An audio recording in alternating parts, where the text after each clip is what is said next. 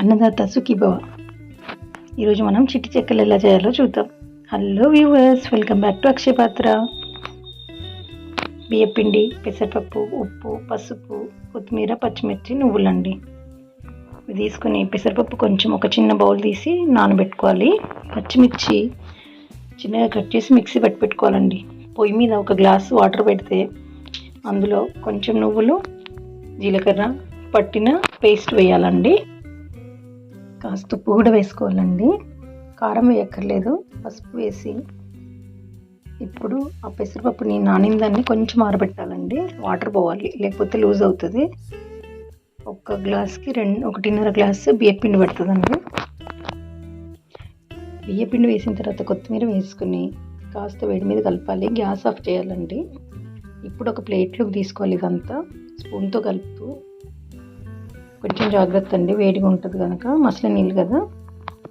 ప్లేట్లో తీసుకున్న వేడి మీద కాస్త కలపాలి. వేడి తగ్గిన తర్వాత చేతితో కలుపుకోవచ్చండి. చక్కగా చపాతీ పిండిలాగా చేసుకోవాలి దాన్ని.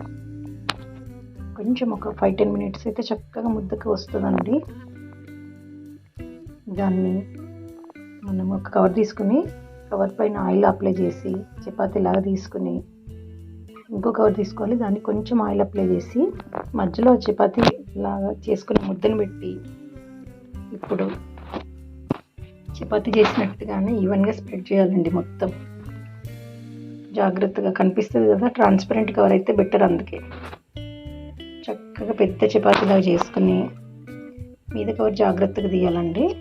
తీసి ఒక గ్లాస్తోని చక్కగా షేప్స్ కట్ చేసుకోవాలి. చిన్న చిన్న గుండ్రగా భలే వస్తాయండి. మనం పల్చగా చేస్తాం కనుక అచ్చం చిప్స్ లాగే ఉంటాయి. తీసే పూట జాగ్రత్త, ఒక పక్కన రాలేదంటే ఇంకో పక్క నుంచి ట్రై చేయాలండి. ఇప్పుడు పొయ్యి మీద ఒక ప్యాన్ పెట్టుకుని ఆయిల్ వేసుకోవాలి. మనం ఆయిల్ మంచి వేడవ్వాలి. అయిన తర్వాత అవన్నీ తీసినవి కొన్ని వేసి వేపాలండి. అంతే, అసలు ఎంత టేస్టీ అయినా చిప్స్ లాంటి చిట్టి చెక్కలు రెడీ అండి.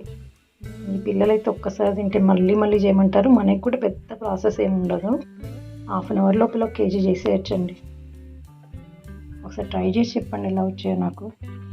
ఇక్కడ ఒక చిన్న నోట్ అండి, ఏంటంటే బియ్యం పిండి మనం పట్టించేప్పుడు పాత బియ్యం అయితే చక్కగా మీకు క్రిస్పీగా వస్తాయండి. నూనె కూడా ఎక్కువగా పీల్చవు. లేదు కొత్త బియ్యం అయితే గట్టిగా అవుతాయి. నూనె అంటే పెద్దగా పీల్చవు కానీ గట్టిగా అవుతాయండి. అందుకే ఒకసారి ట్రై చేసి పాత బియ్యంతో నాకు ఎలా వచ్చాయో కామెంట్స్లో చెప్పండి. నా వీడియోస్ మీకు నచ్చితే, ఉపయోగపడతాయి అనిపిస్తే please like, share and subscribe. Thanks for watching. Bye.